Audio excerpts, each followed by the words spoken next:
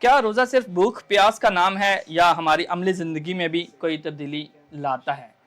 بسم اللہ الرحمن الرحیم۔ سب سے پہلے تو میں آپ کا شکریہ ادا کرتا ہوں اور مبارکباد بھی پیش کرتا ہوں کہ نور رمضان ٹرانسمیشن آپ کی ایک کامیاب ٹرانسمیشن ہے، اور آج P S T media cell پہ بھی براہ راست یہ نشر نشر ہو ہو رہا ہے، رہی ہے، بالکل اور آپ نے اپنی خدمات P S T media cell کے لیے بھی پیش کی ہیں۔ یہ ہمارے میں لیے خوش قسمتی ہے کہ ہم آپ کے ساتھ مل کر پروگرام کر رہے تو ہیں۔ میں اس کے لیے بھی آپ کا شکریہ ادا کرتا ہوں۔ جو آپ کا سوال ہے میں اس طرف آ جاتا ہوں۔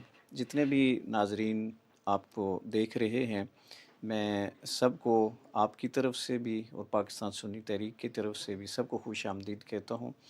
میں یہ عرض کروں کہ جو آپ کا سوال ہے رمضان شریف کی حقیقت، اور رمضان شریف بیسکلی اللہ تبارک و تعالیٰ نے قرآن پاک میں ارشاد فرمایا، یا ایہا الذین آمنوا کتب علیکم الصیام کما کتب علی الذین من قبلکم لعلکم تتقون۔ تکون اللہ رب العزت نے رمضان المبارک کی فرضیت کے ساتھ ساتھ رمضان المبارک کے مقصد کو بھی بیان بیان فرمایا، فرمایا۔ اور مقصد کیا ہے اللہ رب العزت نے فرما دیا تاکہ تم متقی اور اور پرہیزگار بن پرہیزگار سکیں۔ بن سکو۔ جی۔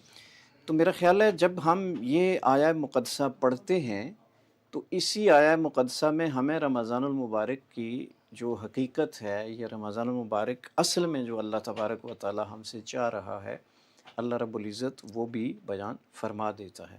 تو رب روزے کی واحد جو حقیقت ہے وہ یہ ہے کہ اللہ تبارک و تعالی ہمیں تقوی کی اور پرہیزگاری کی طرف لے آ رہا ہے، اور یہ ہمیں ارشاد فرما رہا ہے کہ اس کے ذریعے تمہیں تقوی نصیب ہوگا اور پرہیزگاری نصیب ہوگی۔ نصیب ہوگی۔